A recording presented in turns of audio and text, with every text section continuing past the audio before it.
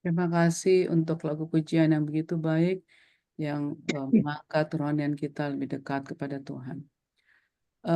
Pada saat ini kita akan mendengarkan dakwah pengkajian firman dan Islamologi malam hari ini berjudul Kitab yang Terperinci. Pembahasan kali ini akan mengulas salah satu kitab semawi secara rinci agar kita dapat memahaminya. Untuk selengkapnya, marilah kita sediakan waktu dan tempat kepada Bang Ucok untuk memaparkannya. Kami persilakan. Oke, terima kasih Mbak Erli. Selamat malam. Oh, bukan selamat malam ya, karena ada yang di Belanda. Selamat siang.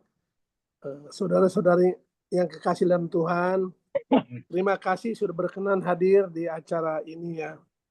Kita patut bersyukur kepada Tuhan, oleh sebab Tuhan sudah mempertemukan kita di ruang Zoom ini ya. Walaupun jarak kita berjauhan, saya lagi ada di Padang, ada dari Belanda, ada dari Surabaya, Jakarta, bahkan biasanya dari Amerika juga ada. Jadi memang berkat luar biasa dari teknologi ya. Kita berjauhan tetapi bisa ada dalam satu ruang Zoom. Seperti berdekatan saja. Ya. Terima kasih kepada Saudara Tigor dan kawan-kawan ya, yang merupakan perkumpulan persaudaraan umat Allah PUA yang memfasilitasi acara ini. Mbak Erli, suara saya boleh terdengar jelas? Terdengar jelas, Pak. Terima kasih ya. Jadi terima kasih ya kepada grup PUA ini. Ya, mereka adalah kumpulan orang-orang yang memandang penting untuk kita bersama-sama bagaimana mengikut Tuhan ya, bukan mengikut agama. Tadi di doa buka udah dibilang bahwa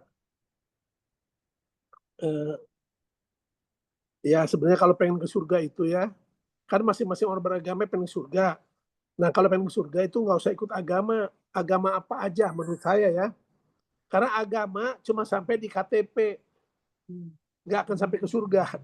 Kalau ingin ke surga, kita ini mesti kompak dengan yang punya surga. Siapakah yang punya surga? Yang punya surga kan Tuhan. Ya Tuhan, pencipta langit dan bumi. Nah, bagaimana caranya kompak dengan yang punya surga? Caranya gampang. Agama apapun mungkin mengerti. Caranya gampang, yaitu lakukanlah perintahnya, jauhi larangannya. Itu saja. Jadi nggak usah ribet dengan urusan agama bagi saya. Bagi saya agama cuma sampai di KTP. Buktinya apa? Kita nih beragama macam-macam. Entah anggota DPR kah, entah apalah ya. Tapi kelakuan sama. Yang berbeda KTP-nya. Kelakuannya sama, pada jahat juga, pada korupsi juga. Misalnya kan kita ini kan walaupun kita level grup pengusaha. Pengusaha itu macam-macam, agamanya macam-macam, tapi kelakuannya sama juga. Tapi bukan berarti agama nggak penting. Agama penting, tapi bukan untuk keselamatan. Agama penting untuk urusan sosial. Kalau mati ada yang ngubur kita. Nikah ada yang nikahkan. Itu aja agama. Soal keselamatan dengan yang punya selamat lah, itu Tuhan sendiri ya. Teman-teman, jadi saya ini bukan pendeta ya. Saya jamaah biasa. Saya bergereja di Advent. Tapi yang kami lakukan ini bukan perintah gereja, bukan ada urusan sama gereja ya. Ini pribadi-pribadi aja. Ya, pribadi yang rindu untuk belajar bersama. Jadi saya mau sekedar mengingatkan lagi kepada yang baru gabung bahwa ini bukan ruang apologetika, bukan ruang debat. Ini ruang belajar ya, ruang belajar. Sebetulnya aslinya khususnya untuk internal Advent. Tapi dalam perkembangannya ya silahkan siapa mau gabung, yang penting dengan semangat mau belajar, bukan semangat mau berdebat. Kita boleh beda pendapat, itu wajar, tapi kita bukan mau berdebat di sini ya. Nanti saudara boleh ngasih pendapat, boleh. Teman-teman, saya punya pemahaman ya, bahwa yang namanya kitab suci, dalam hal ini dalam konteks PUA, Taurat, Jabur atau Mazmur, Injil, dan Quran.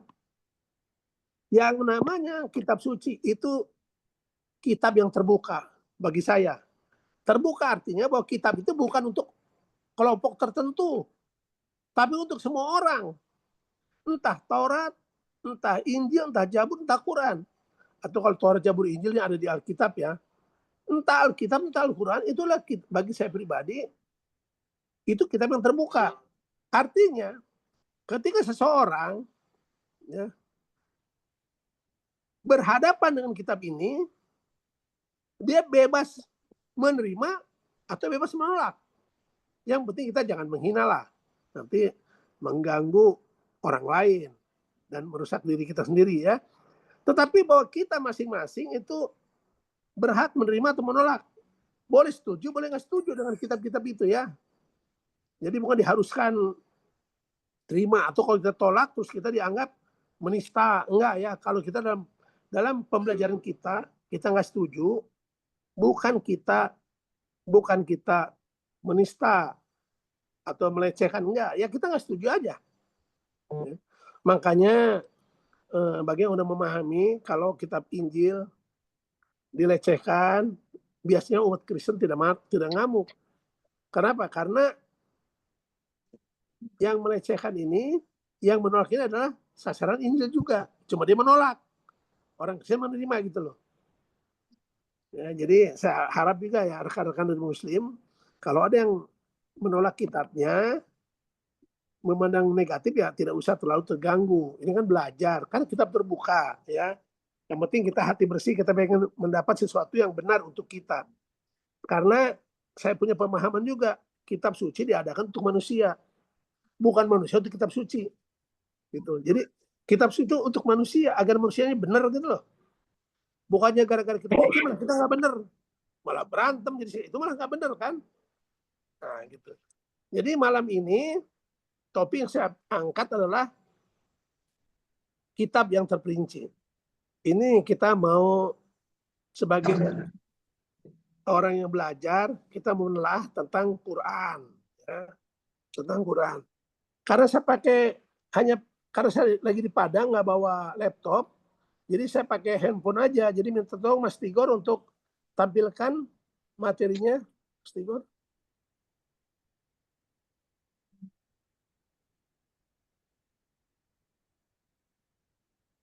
Silakan ditampilkan materinya.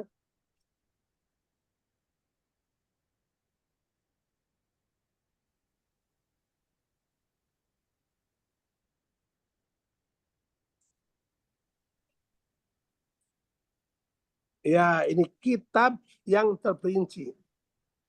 Ya, boleh lanjutkan menghemat waktu. Next. Nah, saya langsung kutip ayat Quran ya. Saya mau bacakan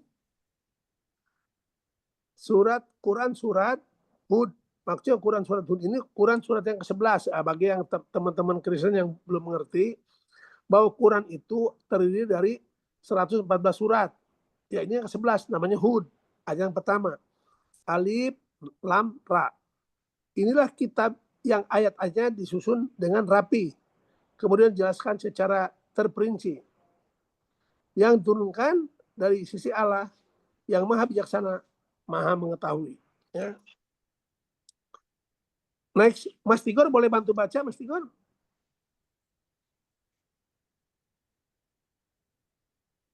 Ya, berikutnya boleh.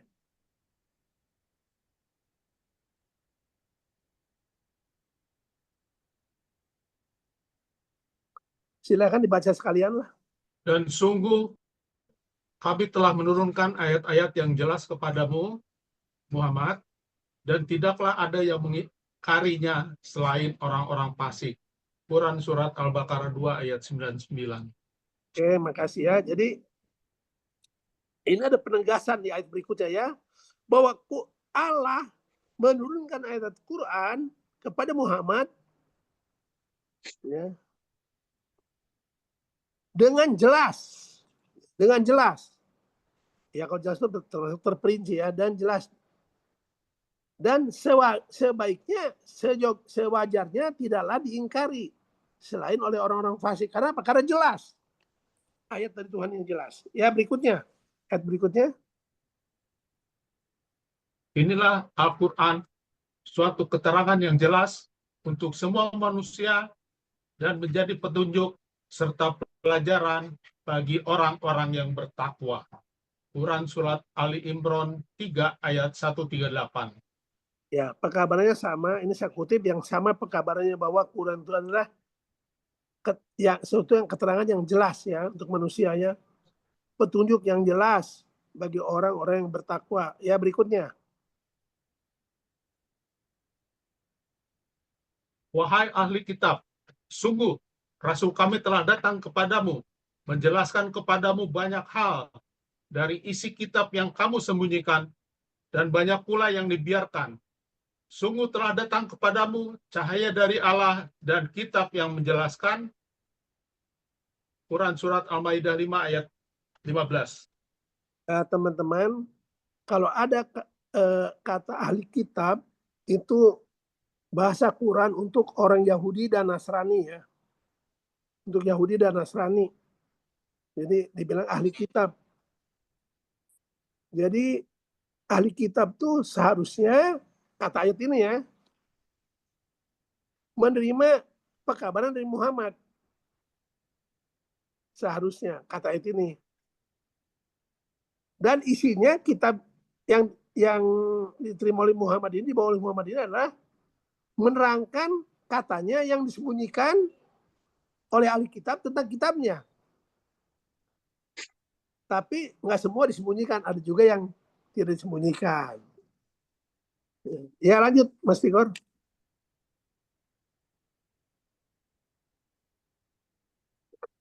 Oleh karena itu, kami tetapkan suatu hukum bagi Bani Israel bahwa siapa yang membunuh seseorang bukan karena orang itu membunuh orang lain atau bukan karena berbuat kerusakan di bumi, maka seakan-akan dia telah membunuh semua manusia.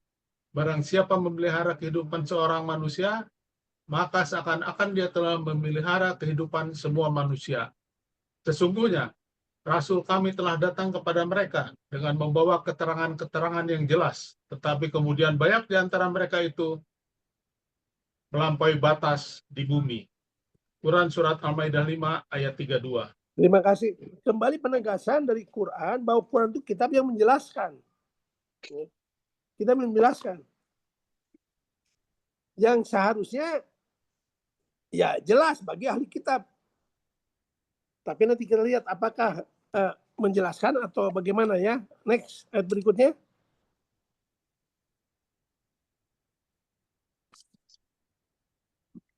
Quran Surat Al-Maidah 5 ayat 75. Al-Masih Purta Maryam hanyalah seorang rasul. Sebelumnya pun sudah berlalu beberapa rasul. Dan ibunya seorang yang berpegang teguh pada kebenaran. Keduanya biasa memakan makanan.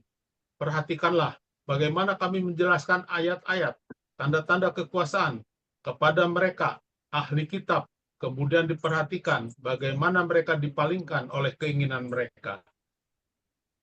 Oke, terima kasih. Ini ayat ini agak susah dipahami ya.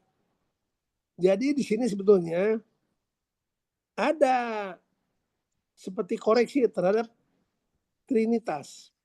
Padahal yang dikoreksi itu bukan Trinitas, tapi Triteisme.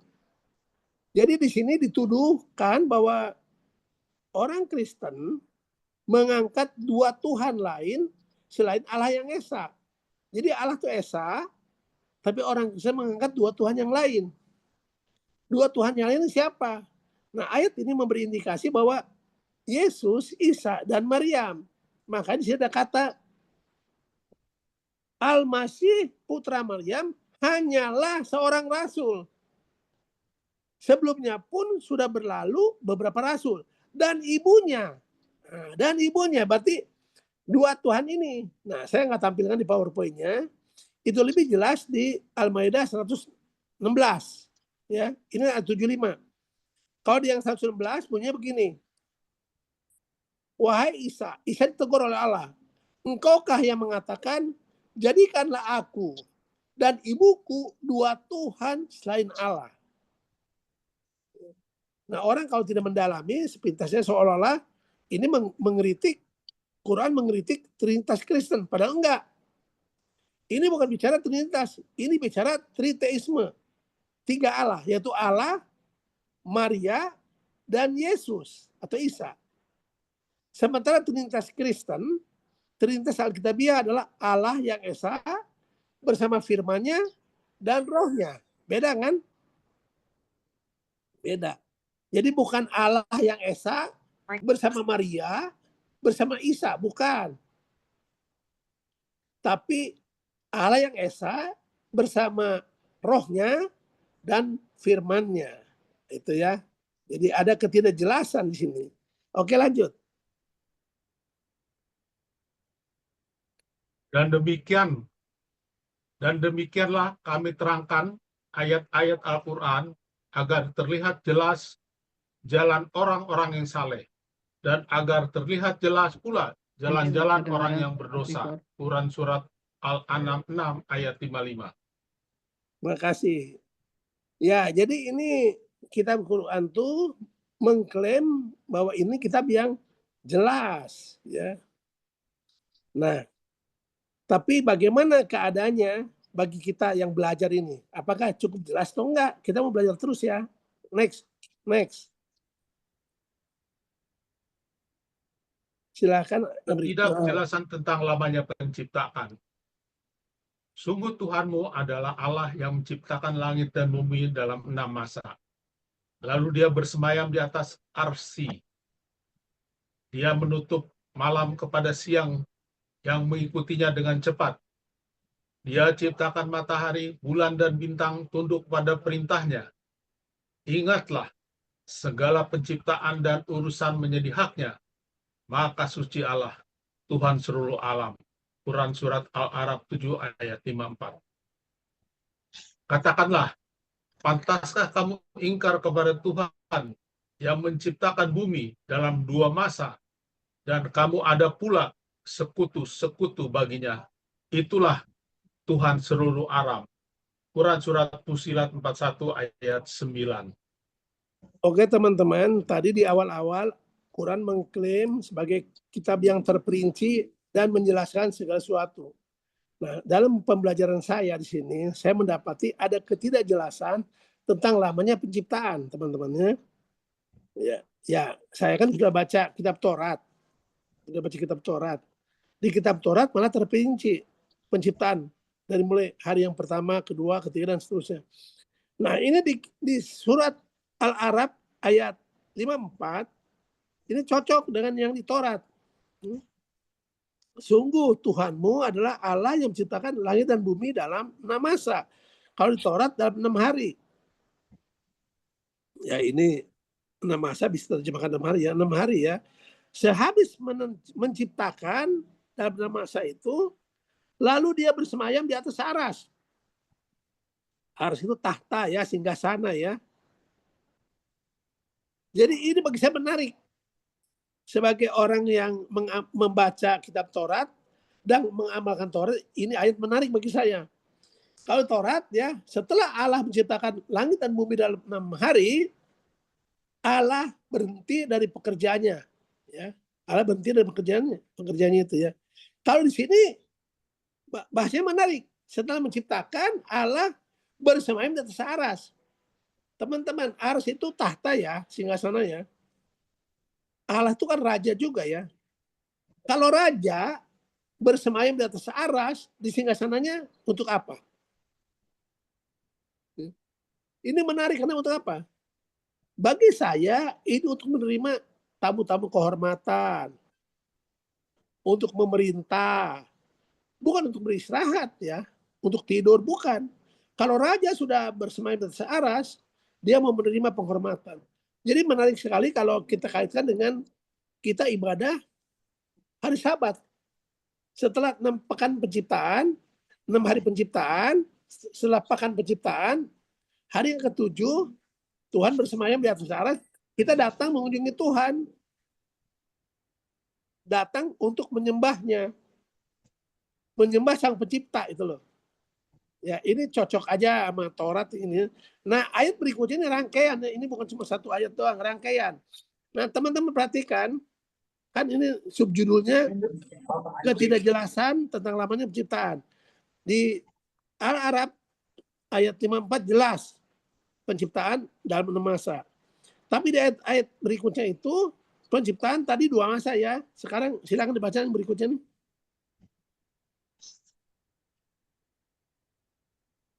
Silakan dibaca goreng ini.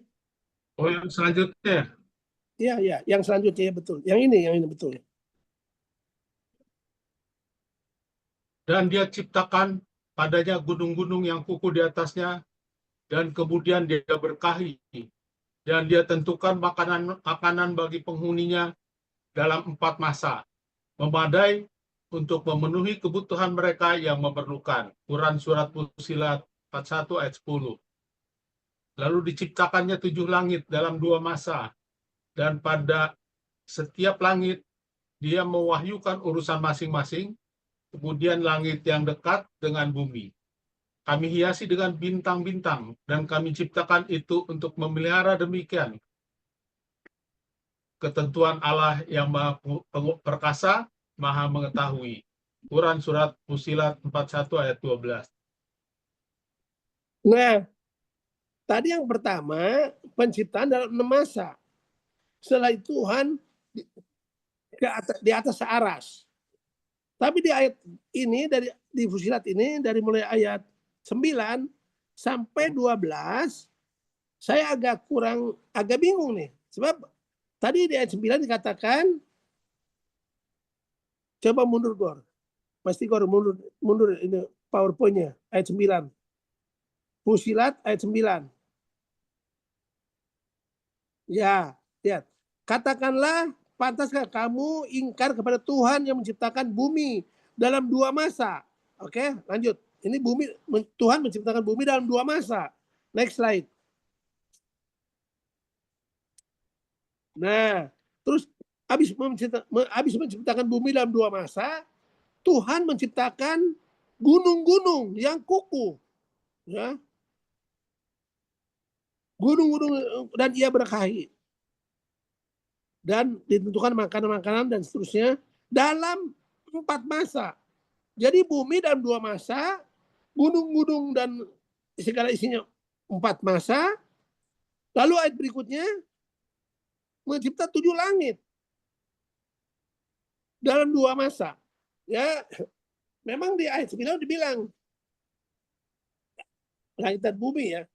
Jadi saya kurang jelas ini. Jadi kalau dari Fussilat, seolah-olah penciptaan langit dan bumi itu 2 masa, tambah 4 masa, tambah 2 masa. Berarti 8 masa, teman-teman. Bukan 6 masa. Ya, jadi nggak cocok dengan yang Al-Arab ayat 54.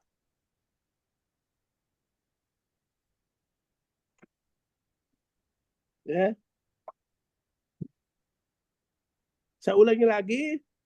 Fussilat ayat 9. Katakanlah, pantaskah kamu ingkar kepada Tuhan yang menciptakan bumi dalam 2 masa?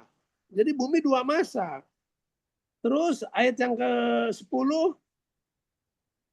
dan dia ciptakan gunung-gunung ya dalam 4 masa. Jadi dipisahkan, gunung dan bumi dipisahkan. Udah 6 toh. Di ayat 12 dikatakan, lalu diciptakannya 7 langit dalam 2 masa. Nah, kalau total teman-teman kajian 8 masa. Jadi ada kelebihan 2 masa. Oke. Nah, saya sekarang menampilkan ya. Kan dari proses belajar saya menampilkan aja. Oke, next slide. Kenapa?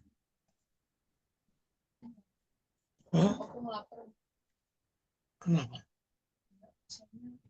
Ya, slide berikutnya. Ya, silakan dibaca. Ketidakjelasan akhir bisa di dunia. Dan kami hukum juga karena ucapan mereka, sesungguhnya kami telah membunuh Al-Masih, Isa putra Maryam, Rasul Allah, padahal mereka tidak membunuhnya dan tidak pula menyalibnya. Tetapi yang mereka bunuh adalah orang-orang adalah orang yang diserupakan dengan Isa, sesungguhnya mereka yang berselisih pendapat tentang pembunuhan Isa selalu dalam keraguan-raguan tentang yang dibunuh itu. Mereka benar-benar tidak tahu siapa sebenarnya yang dibunuh itu, melainkan mengikuti prasangkaan belaka, jadi mereka tidak yakin telah membunuhnya. Quran Surat An-Nisa 4 ayat 157. Selanjutnya, dan sejahteralah semoga dilimpahkan kepadaku pada hari kelahiranku, pada hari wafatku, dan pada hari aku dibangkitkan dan hidup kembali. Quran Surat Maryam 19 ayat 33. Pak, terima kasih. Ini juga bagi saya satu ketidakjelasan. Teman-teman, ini satu-satunya ayat di Quran yang menentang kematian Yesus Kristus, menentang kematian Isa ya. An-Nisa 157. Ini bisa menjadi kontroversi. Karena apa? Ada ayat lagi mendukung. Tapi bagi saya jelas, pekabarannya jadi nggak jelas. Apakah Isa itu bagaimana? Mati disalib atau diangkat hidup ke surga? Kalau dia yang di atas, yang 157 jelas. Isa Al-Masih nggak mati disalib. Ya. Tapi waktu mau ditangkap oleh orang Yahudi, dia diangkat, goib ke surga ya. Ada yang bilang ke langit, tapi kalau saya bilang ke surga. Karena diangkat oleh Allah ke sisi Allah. Ya. Diangkat. Ini cuma satu ayat ya. Biasanya kalau hal yang penting biasanya tekankan dengan lebih satu ayat. Ini cuma satu ayat. Ya ada keterangan berikutnya 158 ya. Tetapi teman-teman, ayat-ayat yang mendukung kematian Isa itu ada 3 ayat. Ini salah satunya ini. Maryam ayat 33. Ini kan Isa yang berkata. Isa berkata, dan kesejahteraan semoga dilimpahkan kepada aku pada hari kelahiranku, lahir. Pada hari wafatku, dan pada hari aku dibangkitkan hidup kembali. Nah, yang di bawah ini, Maryam 33, ini ayat cocok dengan Injil.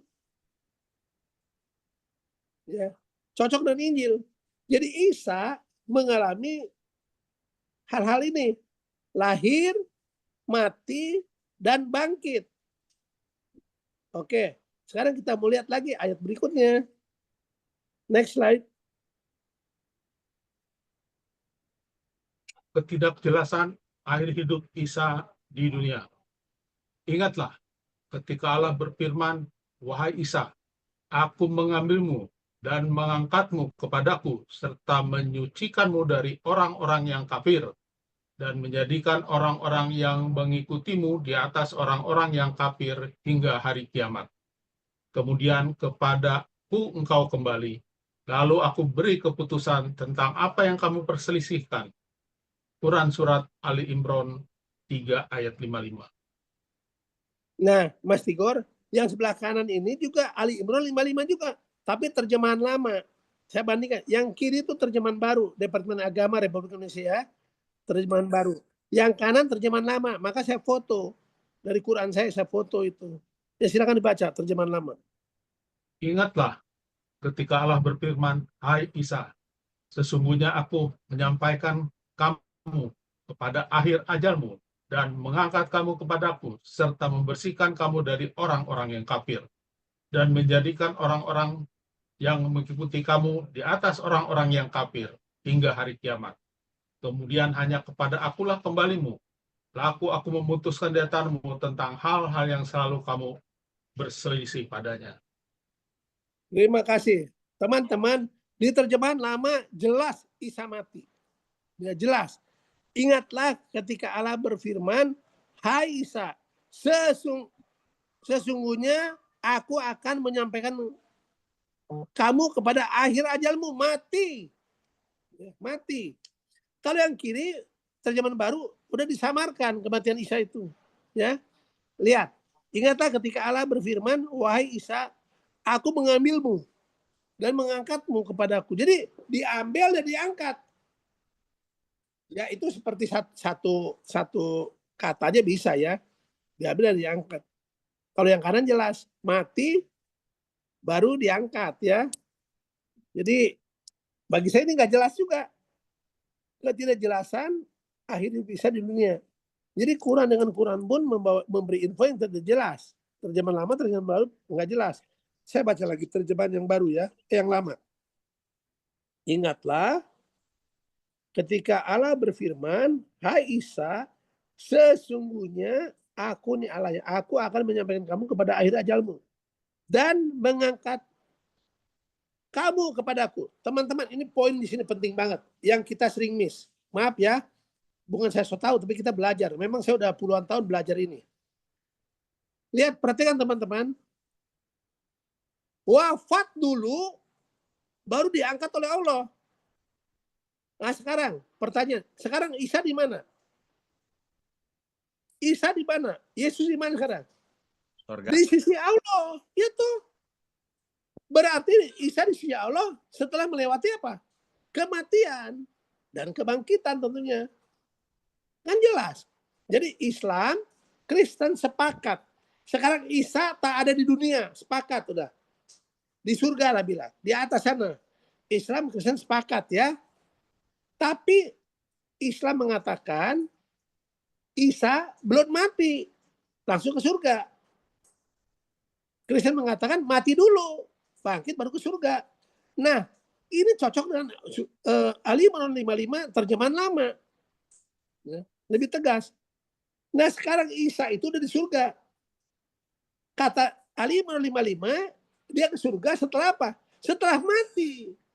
Dan Tuhan tidak mengangkat jenazah, tidak mengangkat bangkai ke surga ya. Makanya di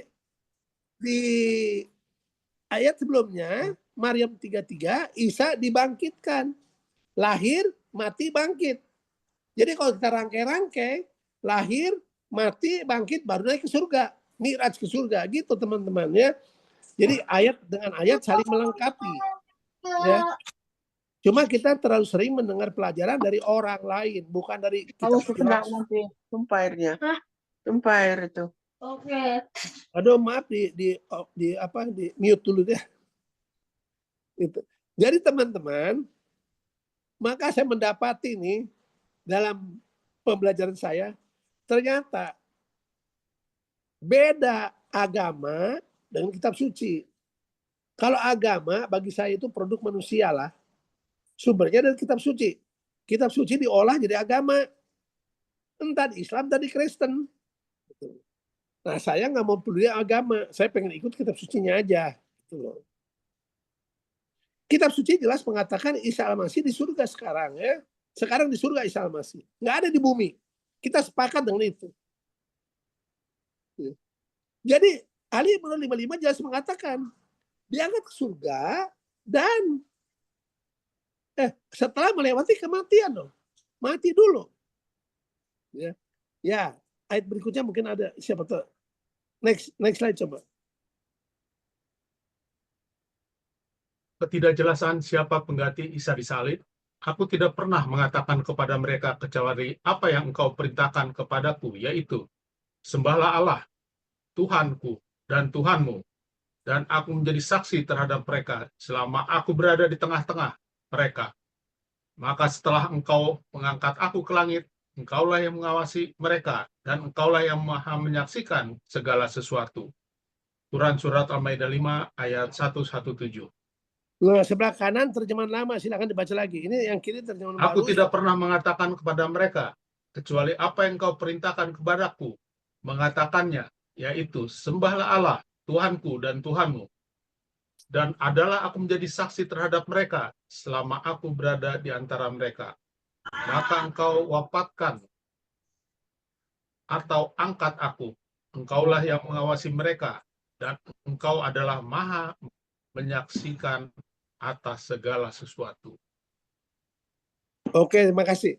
Ini ada info yang penting banget di sini juga, yang cocok sama Injil teman-teman. Kembali terjemahan lama, agak disamarkan lagi soal kematiannya.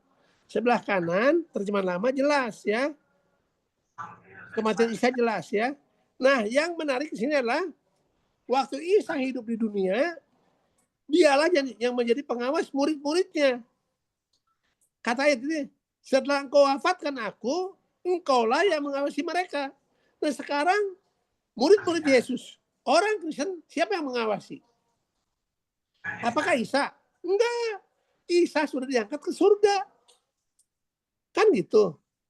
Yang mengawasi orang Kristen sekarang adalah Allah sendiri. Kalau bahasanya Injil, Roh Kudus. Kalau bahasa ini Allah. Jadi orang Kristen diawasi oleh Allah. Karena Isa sudah diangkat ke surga. Waktu Isa masih di bumi, dialah yang menjadi pengawas orang Kristen. Jadi, seperti saya katakan tadi, seandainya Quran itu ya, ayat yang tadi saya tampilkan mengenai akhir hidup Isa, dirangkai-rangkai, maka Isa mengalami 4 peristiwa di dunia.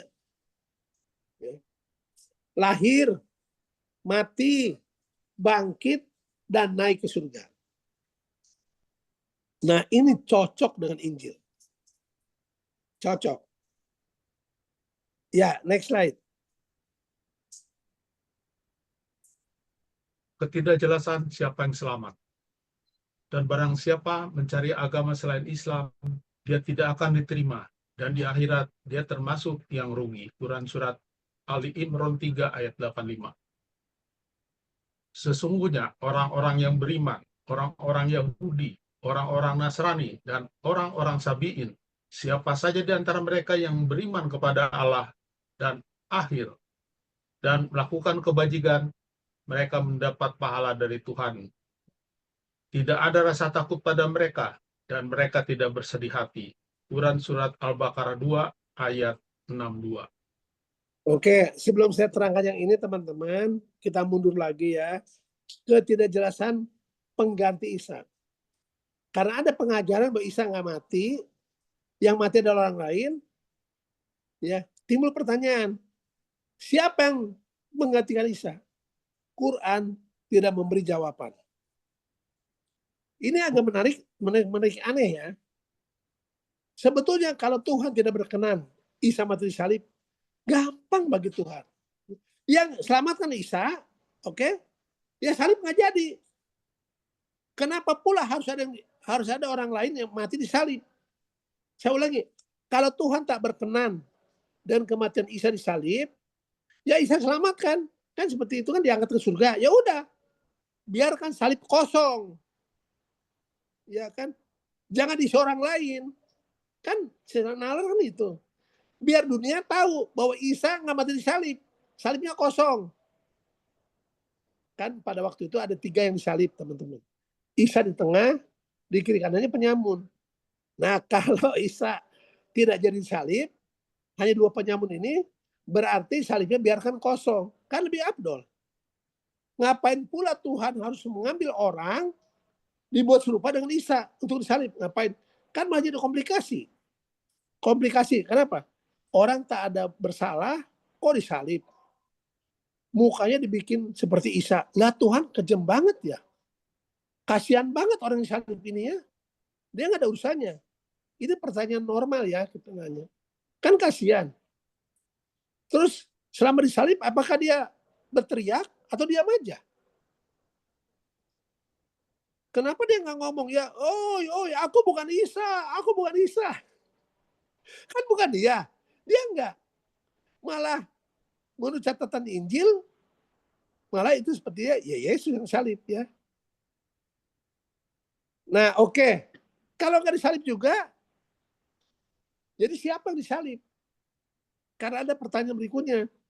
Kalau salibnya dibikin kosong, teman-teman, tidak akan ada pertanyaan siapa penggantinya. Ya kosong aja salibnya. Ini menyangkal penyaliban Yesus, tapi tetap ada yang salib. Di kayu salib Yesus. Dan mukanya katanya mirip Yesus. Tapi itu Yesus yang KW. Yang asli diangkat ke surga. Kan jadi malah seperti dagelan ya. Nah, siapa pengganti Yesus yang disalib pun tidak jelas. Makanya berspekulasi para pemikir Islam di luar ngomong. Ada yang bilang Simon, orang Kirene. Ada yang bilang Yudas. Nggak jelas. Tapi intinya Quran tidak memberi jawab terhadap polemik yang ditimbulkannya. Quran tidak memberikan kejelasan. Itu teman-teman ya. Nah, sekarang baru berikutnya tuh ketidakjelasan tentang siapa yang selamat. Teman-teman perhatikan Ali Imran 85 jelas.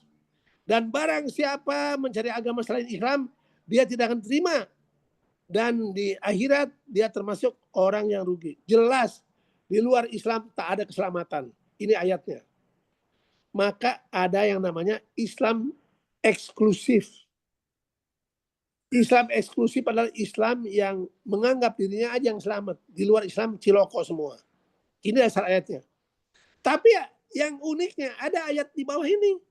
Al-Baqarah 2. Ternyata teman-teman bisa baca ya. Yang selamat bukan cuma Islam. Yahudi selamat. Nah ini kan sesungguhnya orang-orang beriman ini untuk Islam. Orang-orang beriman itu siapa untuk Islam? Islam selamat. Koma orang-orang Yahudi selamat Yahudi. Koma orang-orang Nasrani Kristen selamat. Dan orang-orang Sabiin ini mungkin orang Majusi ini katanya penyembah bintang juga selamat. Ya. Siapa saja di antara mereka yang beriman kepada Allah dan hari akhir dan melakukan kebajikan, mereka mendapat pahala dari Tuhan mereka. Tuhannya tidak ada rasa takut pada mereka dan mereka tidak bersedih hati. Selamat. Jadi bukan masalah agama selamat. Bukan masalah Islam, Kristen, Yahudi, Sabiin bukan. Selamat itu masalah apakah dia iman pada Allah, pada hari kemudian, pada hari kiamat, dan beramal soleh. Apakah perbuatannya baik? Itu. Berarti bukan cuma Islam selamat. Nah ayat ini teman-teman menjadi dasar terbentuknya Islam inklusif. Yang tadi ayat di atas Islam eksklusif. Hanya Islam yang selamat. Yang bawah Islam inklusif. Ada keselamatan di luar Islam. Ya. Nah yang bawah ini itu bersepakat. Itu Gus Dur, ya pemikirannya begitu. Gus Dur. Kalau yang atas nih ya Kadrun atau siapalah nggak ngerti ya, pokoknya beda banget. Tapi ini fakta dua ada kelompok Islam ya. Ya tentu untuk menjembatani ini ada tafsir-tafsir. Cuma saya nggak tergantung tafsir-tafsir manusia. Kita kan punya pemahaman juga cara baca ini. Jadi tidak jelas siapa yang selamat. Padahal tadi di awal-awal Quran mengklaim itu kitab yang jelas, kitab yang terperinci. Tapi setelah kita masuk ke dalamnya, ternyata kita ketemu hal-hal yang tidak jelas. Oke lanjut. Next slide. Maka aku bersumpah demi Tuhan yang mengatur tempat-tempat terbit dan terbenamnya matahari, bulan, dan bintang. Sungguh kami pasti mampu. Quran Surat Al-Ma'arij 70 ayat 40. Nah, saya jumpa ayat ini teman-teman. Asli jumpa ayat ini dan saya sudah bertanya ke beberapa teman. Tapi mohon maaf jawaban teman-teman. Apakah teman-teman biasa, apakah teman udah level ustadz tidak memuaskan. Ini ayat bagi saya agak unik atau aneh ya. Lihat. Maka aku ini huruf besar. Berarti Allah. Maka aku bersumpah demi Tuhan yang mengatur tempat-tempat terbit dan terbenamnya matahari, bulan, dan bintang. Sungguh kami mampu. Perhatikan tuh. Pertama, orang pertama tunggal. Saya, aku ini bersumpah dengan atau demi Tuhan. Berarti ada Tuhan lain toh. Kalau terjemahan yang lain, teman-teman gini, maka aku bersumpah dengan Tuhan. Kalau ini, aku bersumpah demi Tuhan. Oke, dengan atau demi sama aja. Bisa, saya bersumpah demi Bapak saya. Berarti ada saya, ada Bapak saya, ada dua oknum, ya kan? Dari struktur kalimat kita bisa lihat. Maka aku bersumpah demi Tuhan yang mengatur tempat-tempat terbit dan terbenamnya matahari, bulan, bintang. Berarti ada dua oknum. Tuhan bersumpah dengan oknum lain. Kan gitu. Nah, bagi saya ini nggak jelas. Nah, apalagi frasa yang terakhir, sungguh kami pasti mampu. Nah, yang pertama, Kata ganti orang pertama tunggal. Aku. Yang berikutnya kata ganti pertama jamak. Kami. Iki piye. Saya udah bertanya kemana-mana, saya nggak dapat jawaban yang memuaskan, tidak. Jadi bagi saya ini satu ketidakjelasan. Ya. Silakan teman-teman mengartikan sendiri ya. Next slide. Habis. Nggak ada itu yang baru, Gor. Ada 3 ayat lagi. Materi yang udah aku revisi ada masih. Oke, di sini ada ya, Di. Bentar ya. Teman-teman masih ada 3 ayat. Ada 3 ayat lagi ya. Saya bacakan aja ya. Yang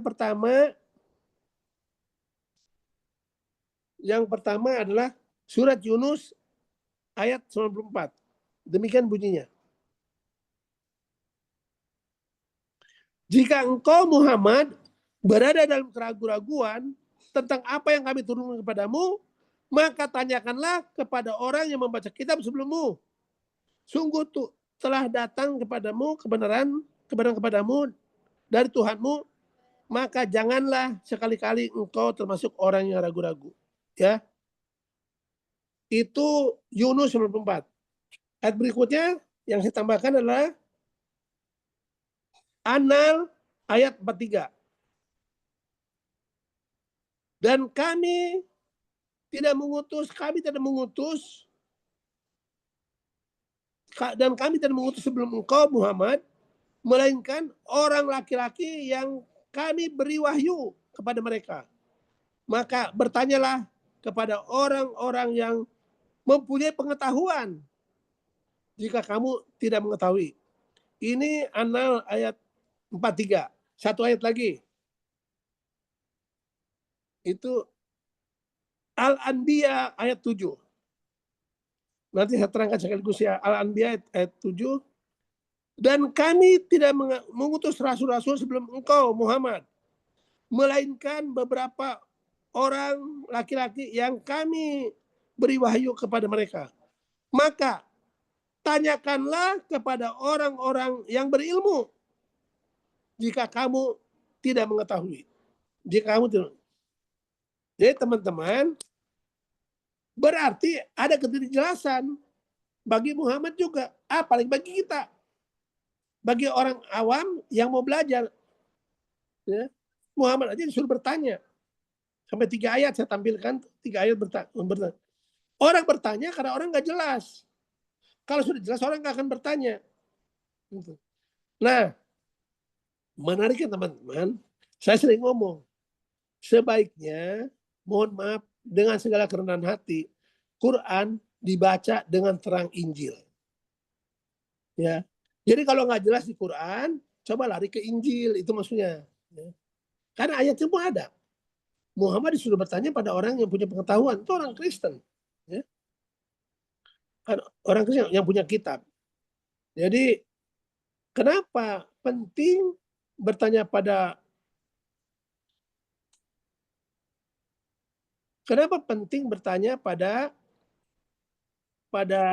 Kristen. Pada orang Kristen, orang yang berpengetahuan, karena perhatikan rukun iman teman-teman, rukun iman Islam. Iman pada Allah, iman pada malaikat. 3, iman pada kitab Allah. 4, iman pada nabi Allah. 5, iman pada kiamat.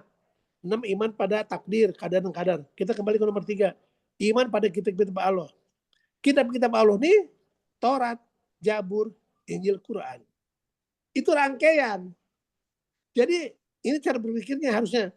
Kalau baca Injil nggak jelas, mundur. Bacalah Injil dengan terang Taurat. Itu dong. Karena Taurat yang awal. Maka kalau baca Quran nggak jelas, mundur. Baca Injil. Begitu teman-teman. Jadi rangkaian. Islam itu sebetulnya hebat ya. Mereka beriman pada kitab. Lihat, Yahudi hanya percaya pada Taurat. Dia tolak Injil. Mereka tolak Injil. Datang Kristen terima Taurat. terima Injil. Ya, Quran nggak ditolak, memang belum ada Quran itu kan? Nggak ada Quran. Terima Taurat, terima Injil. Nah, datang Islam terakhir. Ini malah keren sebetulnya. Terima Taurat, terima Injil, terima Quran. Iya kan? Jadi Quran itu harusnya bagus. Tapi ini teori, teman-teman. Islam beriman pada Taurat, Zabur, Injil, itu teori. Pada praktiknya hanya beriman pada Quran. Itu pada praktiknya. Malah Injil dibilang tidak asli, segala macam lah. Ya.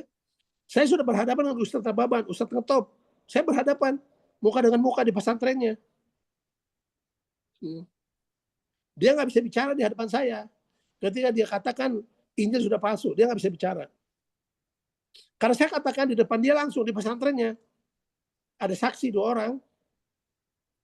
Masa Allah tidak tahu Injil sudah palsu? Kok Allah mesti menyuruh manusia beriman pada Injil? Kan dagelan. Saya nggak buktikan kepada Ustadz Nababan bahwa bahwa Alkitab masih asli. Taurat, Zabur, Injil masih asli. Saya nggak buktikan. Saya ikuti alur berpikirnya. Dia katakan Injil sudah palsu, tak ada yang asli. Saya bilang oke. Kalau Injil sudah palsu, tak ada yang asli, kenapa Allah menyuruh manusia harus beriman pada Injil? Saya bilang ke Ustadz, Pak Ustadz, gugur iman Islammu. Kalau engkau tolak Injil dan hanya terima Quran. Kalau saya salah, tolong saya koreksi. Saya ngomong gitu. Tapi begini, Pak Ustadz, tolong koreksi saya. Gugur iman Islammu. Kalau kau tolak Injil dan hanya terima Quran. Kalau benar, kalau saya salah, tolong koreksi. Nggak bisa ngomong dia. Nggak bisa ngomong sama saya. Sampai teman saya yang TNI bilang dia mati angin. Bahasa TNI mati angin. Nggak bisa lagi ngomong. Ya. Jadi teman-teman, ini udah tampil tadi ya. Ini terima kasih Mas Tigor. Jadi ini ada tambahan tadi. Sebelum ini ada 1 ayat Mas Tigor. Sebelum ini 1 ayat. Sebelum ini bukan. Ini terakhir. Ya, enggak sebelum. Nah ini nih. Nih, ini ayat bagi saya luar biasa. Ini adalah ayat di mana Tuhan memerintahkan Muhammad untuk bertanya. Kalau dia ragu-ragu. Teman saya bilang, oh itu tentang topik soal kenabian. Tentang topik apapun, pokoknya tuh Muhammad disuruh bertanya pada orang siapa? Pada orang Kristen. Teman, memang gak ada kata Kristen di sini, tapi perhatikan. Muhammad disuruh bertanya kepada siapa? Kepada orang yang membaca kitab sebelum Muhammad. Siapakah orang yang membaca kitab sebelum Muhammad? Orang Kristen. Apa kitabnya? Injil. Jadi Muhammad aja yang paketnya Nabi, kalau ragu-ragu, kurang jelas, kurang mengerti, bertanya sama orang Kristen. Bukan bertanya pada hadis. Bukan bertanya, hadis belum ada. Apalagi bertanya pada ulama. Ulama belum ada. Sekarang Islam makin jauh dari Kristen. Kenapa? Karena Islam kalau nggak jelas bertanya pada hadis. Bertanya pada ulama. Ijtima ulama. Apalah fatwa ulama. Harusnya kalau Islam nggak jelas, kembali ke Injil. Harusnya. Ini dasar hukumnya. Next slide. Slide berikutnya. Nah ini bayangin. Muhammad disuruh bertanya kepada orang yang punya pengetahuan. Siapakah orang yang punya pengetahuan? Orang yang punya kitab. Yang punya pengetahuan orang yang punya kitab. Bukan Quraisy kafir. Quraisy jahiliyah bukan. Orang yang punya kitab. Ya. Kitabnya apa? Ya Taurat, Injil. Nggak ada kitab lain. Taurat, Injil. Ini. Jadi orang yang punya pengetahuan itu orang yang punya kitab. Ayat terakhir, Mas Tigor. Sampai 3 ayat ya. Dianjurkan untuk bertanya pada orang Kristen. 3 ayatnya yang terakhir ini. Dan kami tidak mengutus rasul-rasul sebelum engkau Muhammad. Melainkan beberapa orang lagi yang kami beri wahyu kepada mereka. Maka tanyakanlah kepada orang yang berilmu.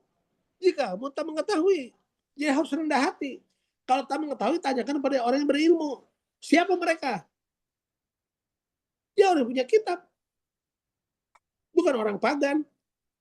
Ya teman-teman. Ternyata dalam penelusuran saya, Quran, kitab yang kurang jelas. Masih harus memerlukan Injil untuk jelas. Ya. Inilah mungkin pembahasannya malam ini. Jadi mohon maaf kalau ada yang nggak setuju, tapi ini hasil pembelajaran teman-teman. Boleh sepakat, boleh nggak sepakat. Tapi ingat ini bukan ruang apologetika, bukan ruang debat. Tapi saudara boleh menyampaikan keberatan di sini untuk kita belajar bersama ya. Terima kasih, Tuhan memberkahi kita. Terima kasih Bang Ucok atas penjelasannya. Tentunya kita udah banyak yang mau bertanya ya atau berdiskusi. Tetapi sebelumnya marilah kita dulu mendengarkan lagu pujian yang akan diputar oleh Bang Tigor.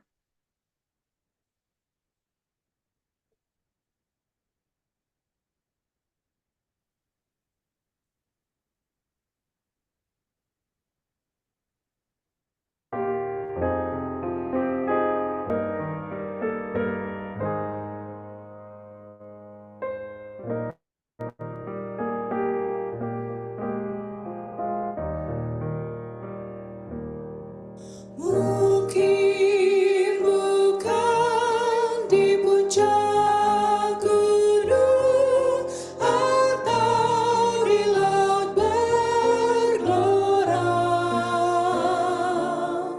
mungkin bukan di medan tempur,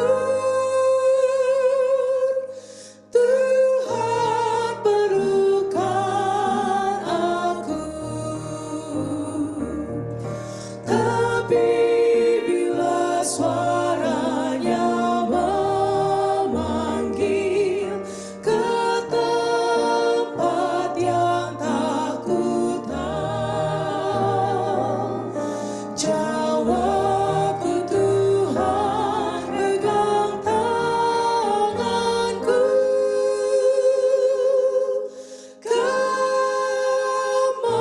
kemanapun ku kan pergi, kemanapun ku mau pergi Tuhan, ke gunung, darat, dan lautan,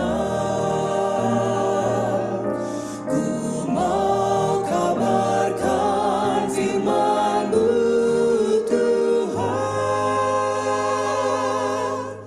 ku mau turut kehendak-Mu. Mungkin hari ini Yesus mau kabar baik ku beritakan.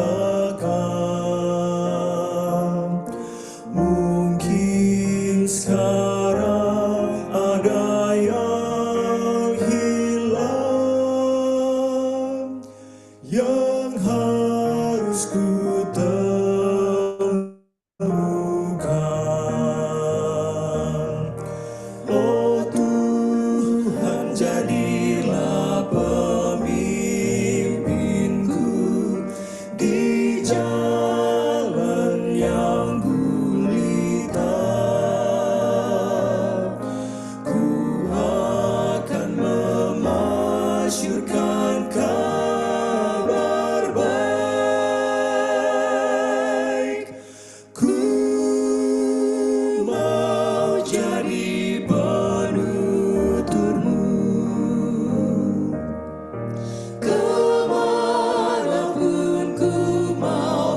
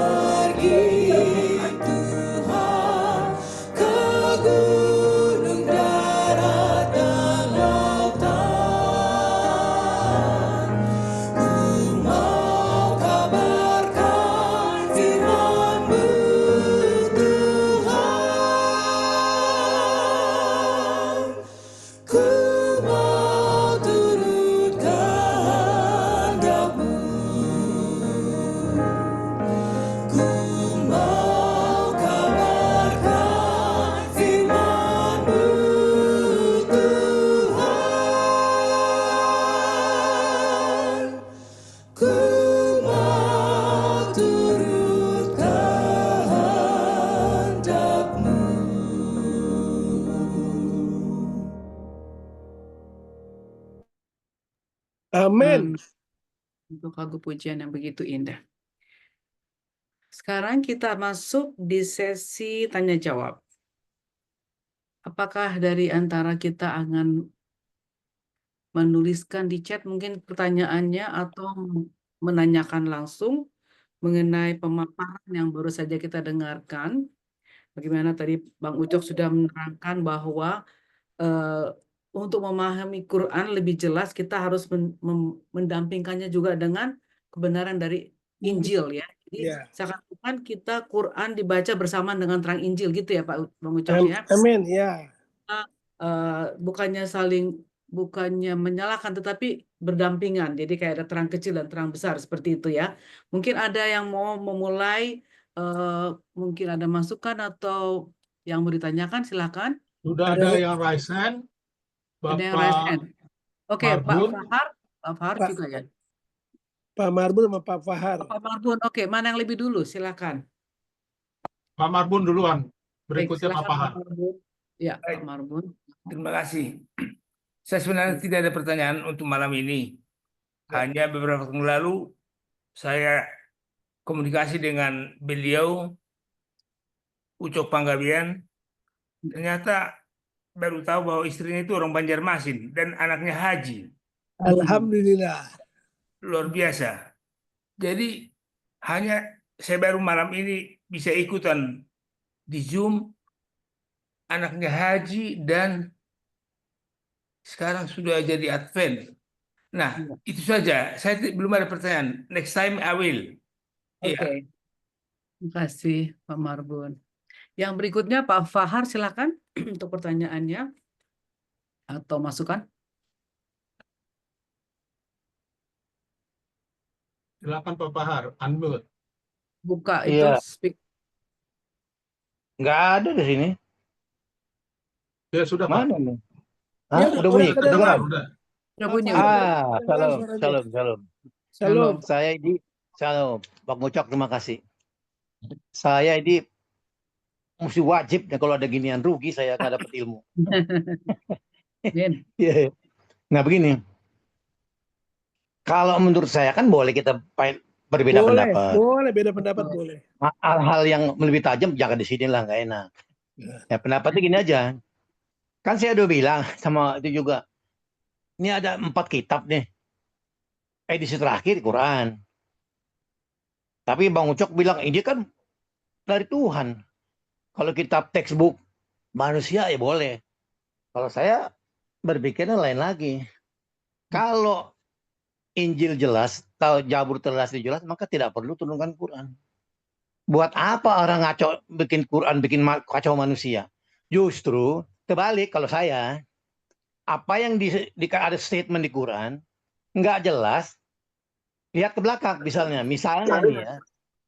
Misalnya kalau di Quran dikatakan misalnya nih, saya contoh aja, Yesus itu manusia biasa. Si Muslim baca loh manusia biasa. Gak jelas nih. Kita lihat ke belakang ke Injil. Ternyata dibilang Yesus itu Tuhan. Oh, rupanya ini. Yesus Tuhan dianulir oleh Quran. Ternyata dia manusia biasa. Nah, gitu loh. Jadi jangan dibalik-balik. Kalau menurut saya Bang Ucok balik nih. Seolah-olah tidak jelas di Quran, lihat ke belakang. Supaya mencari kejelasan. Loh, kalau kejelasan di yang kitab ketiga udah jelas, ngapain lagi di Quran, gitu kan? Justru supaya membaca Quran tidak bingung, lihatlah ke belakang statementnya apa, gitu. Statementnya ini, oh makanya statementnya ini. Nah itu jadi dibalik, Bang Ucok. Oke, udah ya. Oke, itu aja. Cukup itu aja, jangan terlalu banyak nggak enak. Ya. Silakan. Mbak Erli boleh langsung respon. Mbak Erli soalnya nggak ada. Oh boleh. Oke, makasih Mas Fahar. Teman-teman yang baru gabung, Pak Fahar ini atau Mas Fahar ini orang yang luar biasa, unik ya. Dia ini Muslim, termasuk orang pinter lah, ya. Tetapi ya kita bersyukur dia orang yang hati terbuka, pikiran terbuka, mau gabung di Jumat roomnya Advent sebenarnya. Mau dan pede juga berbeda pendapat, nggak apa-apa, kita senang, pede juga. Cuma Mas Fahar, kalau seperti Mas Fahar berpikir ya nggak apa-apa, cuma ada problem juga.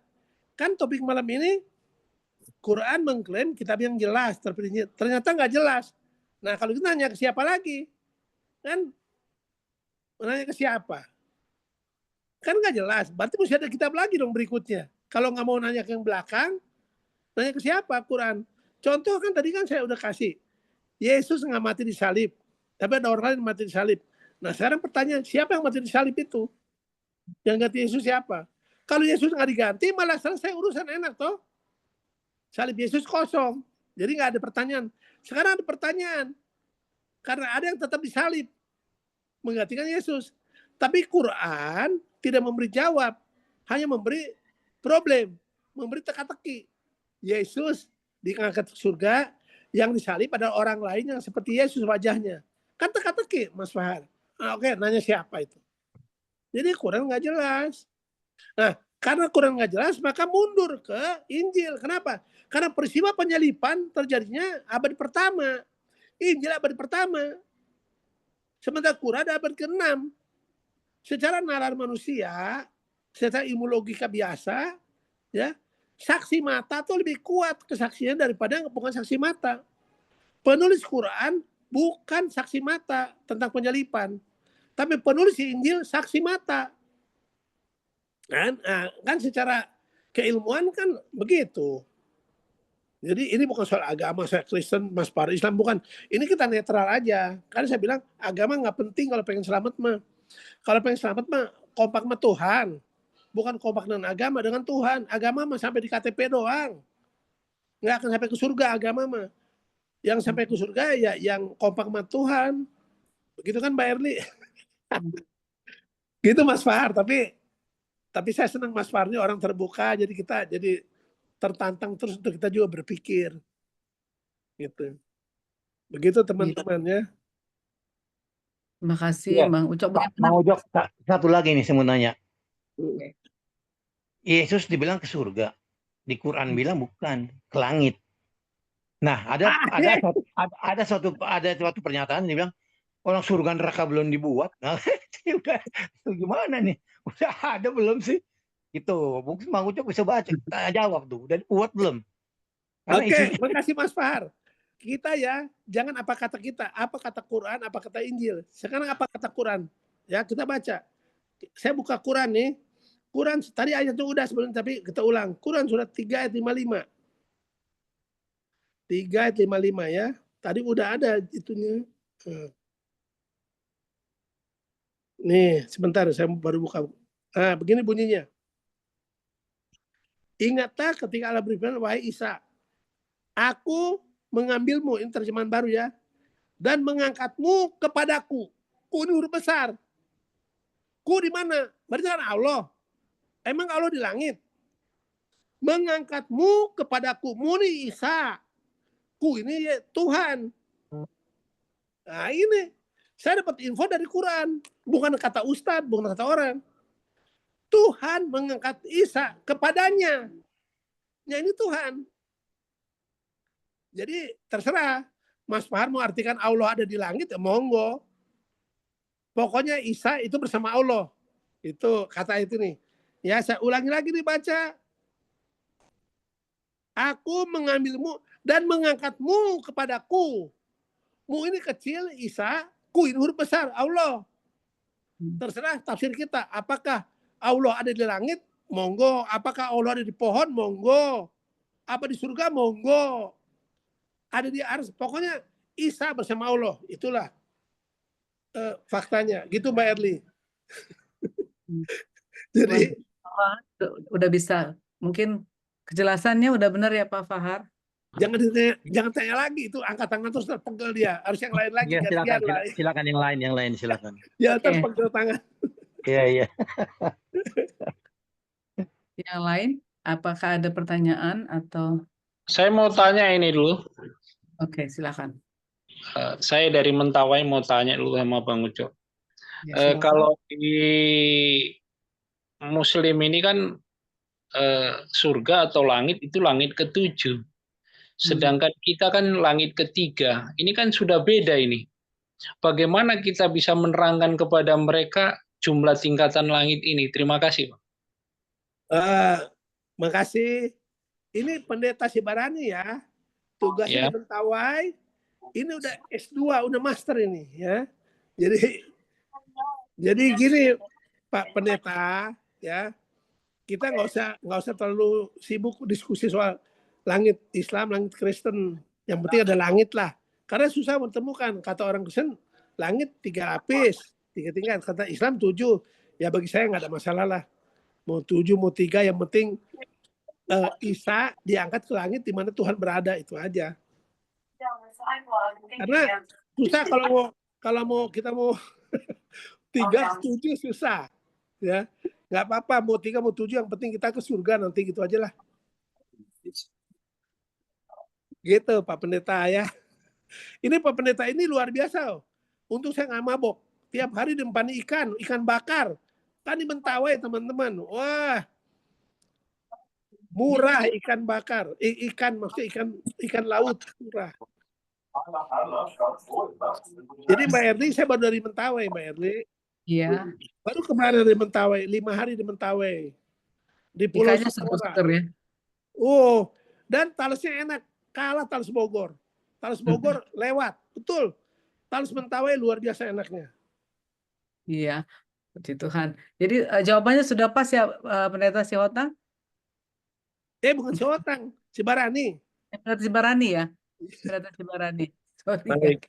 Ya, terima kasih. Belum pas, cuma itulah jawaban. Sementara ini jawabannya seperti itu. Di sini juga ada yang tanyakan lagu yang baru dinyanyikan tadi, nanti mungkin Bang Tigor akan jawab ya di dalam chat kita.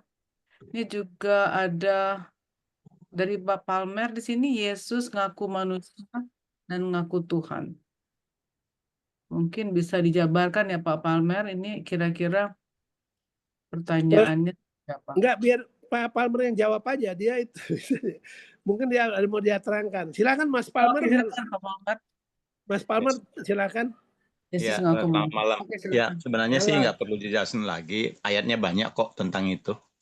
Yesus sendiri mengakui anak manusia ada. Dia mengakui sebagai Tuhan juga ada. Banyak ayatnya. Udah, itu aja. Oke. Hanya memasukin penjelasan aja ya, Pak Palmer ya. Oke, ini ada juga dari Tesalonika. Saya Lisa dari Jogja. Kebetulan juga masuk Advent dari Juli 2024. Oh, alhamdulillah baru. Dan saya senang dengan materi malam ini. Saya pernah berbincang dengan seorang ibu dari Semarang dan tiba-tiba ibu itu membahas tentang Yesus. Karena saya merasa belum cukup ilmu, jadi saya hanya menjawab, kita sebagai umat beragama tentu diajarkan untuk saling menghormati, berbeda pendapat wajar, namun semua agama sama di mata Tuhan. Ini masukan dari Lisa ya, dari Jogja. Makasih Mbak Lisa ya. Terima kasih Mbak Lisa. Oh, katanya di sini dari Bapak Sihotang kepada kita, karena kita belum ke surga, kalau kita sudah di surga, maka kita akan mendapat jawaban dari Tuhan. Iya. Apakah masih ada dari antara yang hadir mau memberikan Oh, ada yang resen, Mbak. Ada yang resen, Mbak. Oh, raise hand. Oke, dari ini Ulin Sadana. Mbak Ulin, silakan. Tolong di-unmute. Oke. Oke, selamat malam Bang Ucok. Oh, malam. Saya mau bertanya bukan tentang doktrinnya atau pelajaran tentang Kristen atau Islam, tapi saya mau bertanya bagaimana menyikapi mental block ketika kita lagi berbincang-bincang dengan saudara kita orang Islam. Karena biasanya kalau kita bincang dengan saudara kita orang Islam itu sedikit aja kita mau masuk atau mengarah ke hal yang tentang pembelajaran, kadang mereka langsung kayak takut gitu. Karena kebanyakan kan ya banyak yang KTP juga dan nggak menguasai sama sekali terhadap agama yang mereka anut. Jadi kalau kita sedikit aja udah mau masuk, mereka langsung bilang kayak bagimu agamamu, bagiku agamaku. Jadi kayak langsung close begitu. Nah, bagaimana kita sebagai orang Advent ini menyikapi begitu? Karena kesannya kayak udah langsung ketutup gitu. Oke. Begitu aja. Terima kasih. Silakan Pak Ujo. Langsung ya Mbak Erli ya. Jadi itu surat Al-Kafirun. Bagimu agamamu, bagiku agamaku. Ini teman-teman Islam biasanya keluarkan ayat ini kalau sudah deadlock. Tapi teman-teman nggak boleh begitu ya. Ini ayat sebetulnya ya ada asbabun nuzulnya, ada sejarahnya, historisnya ada. Tak boleh orang Islam menggunakan ayat ini di awal. Kenapa? Islam itu agama dakwah. Sama seperti Kristen agama misi. Makanya kenapa Islam sama Kristen sering berantem? Karena dulunya agama dakwah. Kan dulu di lapangan dakwah. Jadi berantem karena kurang mengerti esensi dakwah. Harusnya nggak boleh berantem. Tapi fakta begitu. Yang Islam syiar Islam, yang Kristen syiar Kristen.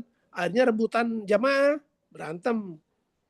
Ya, makanya lakum dinukum waliyadin, yang agamamu agamaku agamaku, tidak boleh diterapkan di awal. Kalau diterapkan berarti nggak boleh dakwah dong. Untuk apa Islam mengirim dai kemana-mana, juru dakwahnya kemana-mana? Kalau agamamu agamaku, ya kan? Kan jadi kontradiktif, Mbak Eli. Soal gini, ngapain orang Arab sana datang ke Indonesia, mengislamkan Indonesia, ngapain? Kalau memang agamamu agamaku, betul nggak? Ngapain? Jadi nggak bisa orang Islam langsung bilang agamamu agamaku, nggak bisa. Kalau udah deadlock ya, kalau deadlock baru begitu. Sebetulnya itu nggak bisa diterapkan sembarangan. Kita wajib dakwah kok dengan lemah lembut, dengan sopan, dengan penuh kasih. Islam juga begitu harusnya. Saling dakwah lah gitu. Bukan agamamu agamaku, bukan. Itu namanya mental block, brother, memang ya. Orang udah mental block ya susah berubah. Karena apa? Teman-teman saya ingatkan ya, agama itu keyakinan. Keyakinan tidak ada hubungan dengan benar atau salah. Kalau sudah yakin ya yakin, walaupun salah. Gitu loh. Saya ulangi. Keyakinan tak ada hubungan dengan benar atau salah. Kalau sudah yakin ya yakin. Padahal salah gitu loh, Mbak Erli. Jadi itu udah mental block, nggak bisa. Ya, nggak bisa. Makanya gini teman-teman, jangan bicarakan agama sama orang lain. Karena masing-masing kita udah punya agama. Saya dalam berdakwah ini saya bilang, ini ke agama apa aja? Bapak ingin ke surga? Iya. Sama Pak, saya juga ingin ke surga. Agama kami beda. Pak, saya mau ngasih saran ya. Kalau ingin ke surga, jangan ikut agama apapun yang diikut. Karena agama cuma sampai di KTP. Saya ulangi nih. Kalau ingin ke surga, kompaklah dengan yang punya surga. Bukan kompak dengan agama. Yang punya surga itu Tuhan. Kompak sama Tuhan. Bagaimana kompak sama Tuhan? Ya, turut perintahnya, jauhi larangannya, udah beres. Agama apa aja begitulah. Jadi nggak usah ngomongin agama. Ngapain ngomongin agama? Kita ngomongin kitab suci aja, ikut Tuhan bagaimana sih? Menurut Islam ikut Tuhan itu bagaimana sih? Menurut Kristen ikut Tuhan bagaimana sih? Gitu. Karena ingin ke surga, itu aja. Jadi enak kita tetap dalam kasih persaudaraan. Jadi agama jangan memecah belah kita, harusnya mempersatukan kita. Kalau berpusat pada Tuhan, pusatnya Tuhan, sama-sama ikut Tuhan, ya pasti kompak kita agama apapun. Saya nggak ada masalah dibilang agama saya apapun. Mau dibilang Advent atau enggak, mau dibilang Islam pun saya nggak ada masalah. Saya pernah di satu masjid ya Mbak Erli, saya ikut pengajian di masjid karena diundang oleh tetangga saya yang berjubah, kupluk haji, berjanggot, tetangga sebelah rumah. Saya diundang. Ini orang Jawa. Saya pertama nggak mau ya, tapi akhirnya karena dibujuk terus akhirnya saya mau. Aduh, saya lobet, sorry ya, mau cari colokan dulu. Akhirnya saya mau. Terus ketika di masjid, orang bertanya, agama Bapak apa? Ini di masjid kompleks rumah saya, masjid besar. Saya bilang, saya pengikut Tuhan. Saya takut dan patuh pada Tuhan. Saya nggak sebut saya Kristen atau admin, saya nggak sebut. Gitu. Terus nanya terus. Saya tunduk dan patuh pada Tuhan, pada Allah. Oh, kalau gitu Islam, kata teman saya ini kan, kalau gitu Islam. Ya itu yang mengatakan Bapak ya. Kalau saya enggak ya. Gitu. Kalau gitu Islam dong, tunduk dan patuh pada Allah. Kan artinya Islam kan itu tunduk dan patuh pada Allah. Gitu. Ya. Jadi bentar ya teman-teman, ini lowbat saya mau cari colokan sebenarnya. Karena saya lagi di luar ruangan. Oke. Begitu ya. Jadi Mbak Erli ya. Ya. Sementara kita hanya ada di sini dari Pak Palmer, kita hanya meluruskan yang disalahpahami saja, menyampaikan kebenaran yang sudah lama ada tertulis di Alkitab dan diakui kebenarannya oleh Quran juga. Kalau ada yang beda, itu yang kita lihat seperti malam. Jadi seperti malam ini sudah dipaparkan itu yang ada perbedaannya, tetapi ini hanya untuk meluruskan yang disalahpahami saja, karena keyakinan setiap orang bisa disampaikan ya. Jadi maksudnya bukan untuk mencari mana yang benar, mana yang salah di sini ya sebenarnya kan, kalau diterangkan oleh Pak Ucok tadi. Nah, begitu ya Pak Ucok ya. Ya, mungkin sambil mengisi waktu nunggu Pak Ucok Ya. ini saya coba berikan tambahan. Udah. Ya silakan Mas Tiko, silakan. Jadi kita harus bisa memahami kitab Al-Quran, dan lebih hebat lagi kalau bisa bahasa Arab. Sama dengan Alkitab. Alkitab pun sebenarnya nggak sempurna penulisannya. Ada yang salah-salah, sama kayak Al-Quran. Jadi harus melihat ke bahasa aslinya. Bahasa Ibrani ya. Saya ambil contoh. Jadi bahasa Arab sama bahasa Ibrani ini memiliki kesamaan. Dia dari satu rumpun ya. Rumpun Semitik. Jadi bahasa yang paling banyak kosakata di dunia adalah bahasa Arab. Bahasa Arab itu ada 12 juta vokabulari. Bahasa Inggris hanya 1 juta.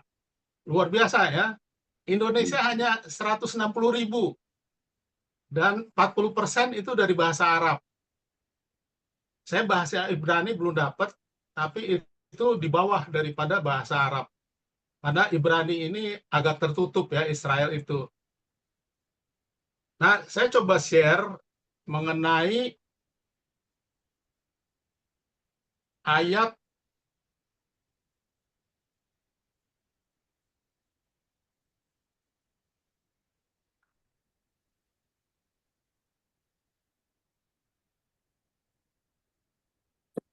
Al-Imran 3 ayat 85.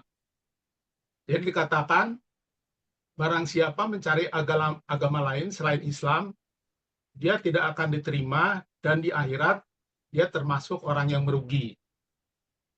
Jadi agama itu kalau bahasa Arabnya din. Islam itu berserah diri kepada Allah, selamat. Ini memiliki banyak arti ya. Jadi kalau kita baca dengan terang Alkitab, ini bisa artinya barang siapa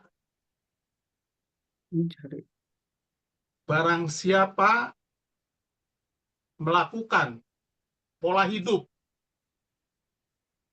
selain berserah kepada Allah, dia tidak akan diterima, dan di akhirat dia termasuk yang rugi.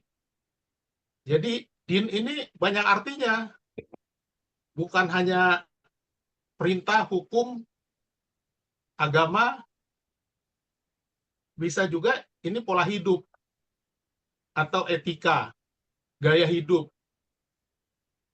Jadi kalau kita pakai terang Alkitab, ini bisa berarti barang siapa berbuat selain berserah kepada Allah, dia tidak akan diterima di akhirat. Jadi artinya barang siapa melakukan kebaikan gitu, berserah kepada Tuhan. Jadi sebenarnya bukan berbicara mengenai agama, din itu lebih kepada pola hidup, karena pada dasarnya Allah tidak pernah menurunkan agama. Demikian juga dalam Al-Ma'idiyah 5 ayat 3 yang mengatakan Islam agama sempurna. Padahal Al-Maidah itu berbicara tentang makanan haram dan halal. Hanya ada satu ayat, bukan satu ayat, itu 1/4 ayat mengatakan Islam agama sempurna. Padahal itu artinya adalah pola hidup yang baik itu adalah berserah kepada Allah. Dan ayat itu terkait dengan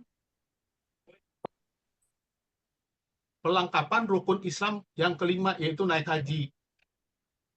Karena ayat itu turun ketika Ka'bah baru dikuasai di Mekah oleh Nabi Muhammad. Jadi bukan berarti Islam agama sempurna. Islam itu sudah sempurna dari awal. Karena artinya berserah kepada Tuhan. Jadi kalau dibilang Adam itu Islam, benar. Malaikat pun Islam, benar. Karena mereka berserah pada Tuhan. Jadi jangan terlalu antipati kalau dibilang Isa itu Islam. Itu benar, Isa itu Islam. Tapi bukan beragama Islam seperti yang disampaikan ya. Demikian juga dengan pada hari penciptaan ya. Kalau kita lihat itu seakan-akan ada berapa masa ya. Ada beberapa masalah. Saya coba posting di dalam chatroom itu, di situ kelihatan urutan dari hari penciptaan di Alkitab itu ada 6 hari ya. Jadi begini, kenapa Quran agak berbeda? Jadi Quran itu ditulis pada awalnya itu dalam secari daun-daunan. Memang dihafal, tapi bukan kayak dihafal zaman sekarang. 30 juz. Kalau zaman dulu, penghafal atau hafiz Quran itu hanya hafal beberapa ayat ya.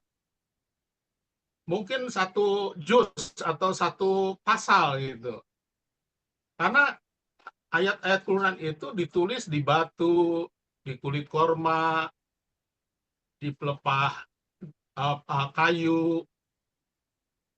Dan pada saat ditulis, dibukukan itu setelah Nabi Muhammad meninggal kira-kira 10 tahun kemudian. Nah, waktu dibukukan, itu menggunakan bahasa Arab tanpa titik dan koma. Jadi sama, Alkitab juga dulu nggak ada titik komanya. Baru kemudian, setelah 40 tahun kemudian, itu dibukukan, baru muncul memakai titik koma atau tanda baca. Jadi memang ada ayat-ayat yang loncat ya. Jadi kalau kita lihat, kalau kita gabungkan semua ayat ini, jadi penciptaan antara bumi dan langit itu 4 masa. Jadi bukan semuanya 6 masa ya. Lalu coba kita lihat di chat saya ya. Jadi hari pertama bumi langit ya. Hari kedua Allah menciptakan cakrawala. Hari pertama Allah menciptakan daratan. Jadi bumi belum ada daratan. Hari keempat Allah menciptakan benda-benda langit. Nah, ini kalau digabung semuanya ini 4 hari atau 4 masa. Baru hari kelima, keenam itu penghuni bumi dan penghuni cakrawala yang diciptakan ya. Jadi di situ sebenarnya kalau kita sambungkan dengan Alkitab, kita bisa memahami di mana kesalahan penyusunan ya. Jadi bukan kesalahan dalam penulisan masanya. Jadi kita bisa memaklumi kenapa ada kesalahan di ayat Al-Quran, karena itu ditulis belum dengan bahasa yang lengkap. Dan sumbernya pun acak-acakan ya. Dan di Alkitab pun terjadi hal itu. Bahkan sekarang ada seorang pendeta dari Surabaya, kalau nggak salah, Jonathan ya. Dia melihat banyak di Alkitab itu yang salah translate. Tapi bagusnya, walaupun kata-katanya tidak benar, tapi tidak merubah maknanya. Jadi secara letterlek salah itu penggunaan kata-katanya, tapi maknanya tidak berubah. Seperti pada Matius 5 ayat 22. dikatakan apa? Jangan mengatakan saudaramu itu kafir. Padahal bahasa Ibraninya itu bukan kafir, bodoh.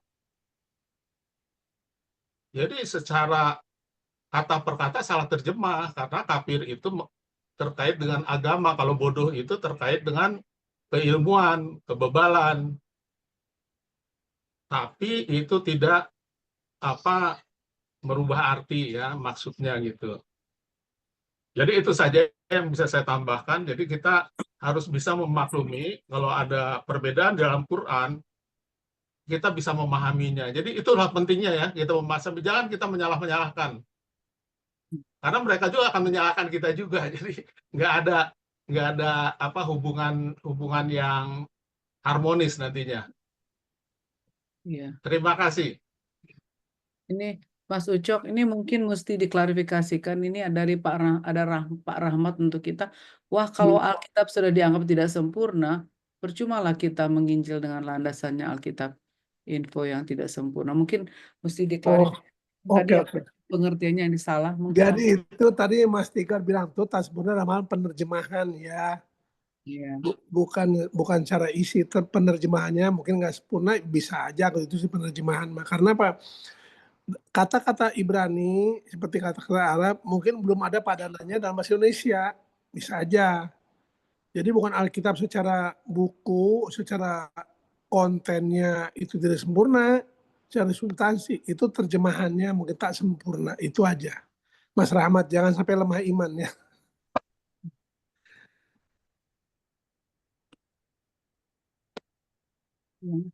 Oke, itu aja. Ada yang resen lagi? Coba saya lihat dulu ya. Sepertinya nggak ada ya. Sudah selesai. Jadi teman-teman, saya isi waktu ya. Alkitab, Taurat, Zabur, Injil adalah ilmu tentang keselamatan, buku tentang keselamatan. Jadi nggak usah terlalu tergantung dengan remeh-temeh. Message-nya itu tentang keselamatan, itu kisah kasih Allah kepada manusia berdosa. Bagaimana Allah yang Maha Kudus, Maha Pengasih, Maha Penyayang, ya, berkenan melakukan upaya penyelamatan bagi manusia berdosa agar manusia ini bisa selamat lagi seperti sedia kala. Karena awalnya manusia itu, ini bahasa Alkitab itu bagus ya. Manusia diciptakan menurut gambar dan rupa Allah. Apa maksudnya gambar dan rupa Allah? Apa maksudnya? Maksudnya bahwa Allah berkenan memberikan hal-hal yang ada pada dirinya kepada manusia. Contohnya kesuciannya. Jadi manusia diciptakan suci. Sama seperti Allah suci. Terus umur. Allah nggak ada umur. Manusia diciptakan pada awalnya nggak ada umur. Namanya. Itu kata Alkitab. Ya. Dan lain-lain lagi. Nah sekarang manusia ini umurnya dengan Tuhan bedanya satu. Tuhan tak berawal dan tak berakhir. Manusia berawal tapi rencananya nggak berakhir. Tapi dengan catatan syarat dan ketentuan berlaku. Gitu loh. Jadi selama syarat dan ketentuannya dipenuhi, maka manusia akan tetap seperti Allah. Gambar dan rupa Allah pada manusia nggak akan hilang. Tapi sekarang ternyata kitab suci mencatat gambar itu rusak. Karena apa? Manusia melanggar firman Tuhan. Ya. Adam lebih memilih ikut firman siapa? Kan harusnya Adam ikut firman Tuhan. Tapi ternyata, ayo teman-teman jawab. Biar agak rame. Ternyata Adam ikut firman siapa? Ikut perkataan siapa? Hawa. Siapa? Hawa. Hawa, betul. Jadi ikut perkataan bininya. Itulah awal mulai laki-laki kalah sama bininya. Karena cintanya Adam. Dia memilih ikut istrinya daripada ikut Tuhan. Nah, Hawa memilih ikut firman setan, perkataan setan, iblis yang menyamar daripada ikut Tuhan. Itu awalnya. Jadi yang pertama jatuh kan Hawa. Hawa nggak ikut firman Tuhan, tapi ikut omongan iblis. Berikutnya Adam. Kalau Hawa, teman-teman tertipu, ya. Hawa itu tertipu. Tapi Adam tidak tertipu. Adam dengan kesadaran penuh memilih bini daripada Tuhan. Makanya Alkitab katakan dosa masuk ke dunia itu lewat Adam. Kalau Adam menolak berdosa bersama Hawa, maka dosa tidak akan berkuasa atas dunia. Karena khalifah itu, pemimpin itu bukan Hawa, tapi Adam. Tapi masalah khalifahnya kalah. Baik. Ada yang raise hand di sini, Pak Ulin Sandana. Nah, Oh ya, silakan. silakan. Bang, ini kan Silakan. Masuk kalau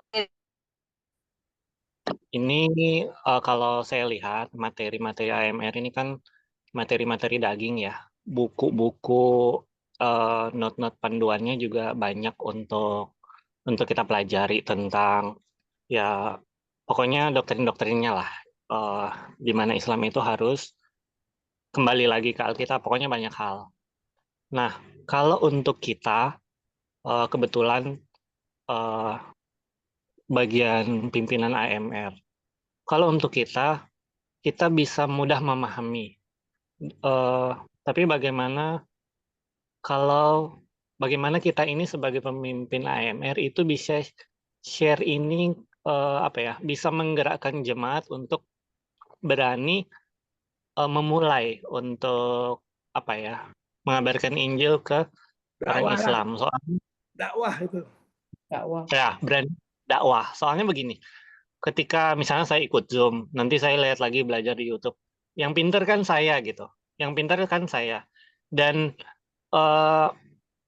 untuk kita yang punya tanggung jawab untuk menghimbau atau mengajak jemaat untuk punya passion yang sama untuk bisa menginjil, mereka yang beratnya seperti ini kayak, aduh mau nginjil tentang Islam aja kita nggak ngerti. Mau buka apa tuh surat Al-Maidah, Maryam dan segala macam nggak ngerti gimana caranya kita bisa nginjil ke Islam, sedangkan untuk Islamnya aja kita nggak ngerti. Jadi ibaratnya kayak harus dari nol banget. Nah, untuk kita bilang iya memang harus belajar gitu, itu kan kayak sepertinya pada akhirnya berat untuk langkah memulai itu. Nah, bagaimana dari tips-tipsnya lah supaya kayak kalau kita bisa bikin jemaat ini merasa easy untuk mulai melangkah gitu. Karena kalau dilihat dari survei ya penginjilan ke Islam ini dari keberaniannya aja kecil sekali orang Advent itu berani untuk menginjil, dan dari keilmuannya juga sangat sedikit kita punya pemahaman untuk orang Muslim sendiri. Jadi kalau mau sharing nggak usah berdebat lah ya terlalu negatif. Kalau mau sharing ke sesama yang Islam aja agak berat dan takut. Nah, bagaimana kita ini mengepus semangat dari anggota-anggota jemaat? Itu aja sih. Oke, langsung ya, menghemat waktu. Jadi ya mesti ada pelatihan yang berkesinambungan. Habis pelatihan praktek. Teman-teman di sini ada Mas Palmer. Mas Palmer ini teman-teman tahun 2017 dilatih 2017. Hanya tempo 2 tahun kemudian mungkin jadi pelatih. Pelatih bersertifikat, teman-teman. Kenapa? Dia mau belajar, mau rendah hati belajar, dan belajar terus. Selesai pelatihan, belajar terus dari YouTube, dari buku-buku, dan praktek menginjil. Praktek. Sudah banyak jiwa yang dibawa Tuhan lewat Mas Palmer. Jadi ini bukan bicara agama ya. Jangan beranggapan mau mengadventkan orang itu berat. Jangan, kita nggak perlu mengadventkan orang. Kita mau bagi kabar baik tentang Yesus Kristus. Itu bagi kabar baik. Kita nggak ngurusi agama orang. Jadi kita harus ada pelatihan yang berkesinambungan bagi anggota jemaat. Ya. Udah gitu anggota jemaatnya diharapkan mau praktek. Ketakutan, iman, ilmu, pengetahuan apa Tuhan tambahkan ketika kita praktek apa-apa, saat kita praktek menginjil, ilmu itu bertambah. Gitu ya. Jadi gitu. Jadi mari jemaat-jemaat untuk mau belajar, dilatih, ya bikin pelatihan, undang banyak praktisi. Ada saya, ada Pak Palmer, ada Pak Niko, ada Pak Danan Sutami, ya undanglah ke jemaatnya masing-masing. Bisa kasih kesaksian dikit? Gitu. Silakan. Ya silakan. Ya, saya nggak buka kamera ya. Iya. Jadi makasih Lai Ucok ini guru saya. Betul seperti yang beliau sampaikan tadi. Nah, setelah kita belajar, tentunya kita belajar lagi, terus belajar lagi gitu. Sambil juga sharing. Intinya sih sharing, sekalian menguatkan. Gini, ada pengalaman saya 2 tahun lalu, sepulang dari Unai dengan Bang Ucok juga, ada seorang muda, saya nggak tahu, dia rupanya ada 2 kali ke gereja kami. Saya tanya, Anda adik dari gereja mana? Dia bilang, oh saya bukan Kristen Pak. Oh ya? Terus apa dong? Saya Muslim. Oh Muslim. Kalau gitu kenapa datang ke gereja gitu ya? Ya saya pengen tahu kebenaran katanya. Oh gitu. Kalau gitu kenapa ke gereja kami? Tinggalnya emang di mana? Saya di Keramat Sentiong katanya. Kenapa nggak ke Keramat Pulo aja gerejanya? Kenapa nggak ke Salemba? Kenapa ke gereja kami? Nggak tahu deh, saya pengen ke sini aja. Dalam hati saya mungkin dia pengen dapat penjelasan aja barangkali dari kita. Setelah itu dia memang pengen tahu kebenaran dan dia udah banyak belajar juga ternyata dari dengar-dengar dari YouTube. Akhirnya 3 kali kita belajar, dia sendiri yang minta dibaptis. Karena dia udah ketemu dengan yang dia penasaran, pengen tahu siapa ini sebenarnya, termasuk seperti Quran surah 2 ayat 62 itu. Siapa ini Nasrani ini? Siapa gitu kan? Yang menuruti perintah Tuhan, yang setia melakukan apa yang di kitab sebelumnya. Nah, itu ketemulah dengan Advent, ternyata ya udah dibaptis. Itu aja sih pengalamannya yang saya dapat. Amin. Puji Tuhan. Jadi Mas Ulin, kapan kami ke sana? Jemaat mana aja? Jemaat mana? Bang Ucok udah sering kayaknya ke Balikpapan. Udah udah lama, jangan bilang sering. Kalau sering tuh udah lama, udah zaman Majapahit kali di sono. harus manggil lagi. Oke, siap jadi PR. Iya. Waktu habis Mbak Erni, udah lewat. Waktunya ya, udah lewat 2 menit. Oke. 5 menit lagi, 5 menit lagi. Oh, 5 menit lagi. Dibuka waktu 5 menit lagi. Mungkin saya kasih tambahan lagi. Iya. Mengenai tadi yang mengenai surat Al-Kafirun. Jadi Al-Kafirun ini surat termasuk pendek ya. Dia ada 6 ayat. Jadi di belakangnya itu mengatakan bagimu agamaku, bagimu agamamu, bagiku agamaku. Jadi latar belakangnya itu ceritanya begini. Jadi Islam dan Kristen itu adalah agama dakwah.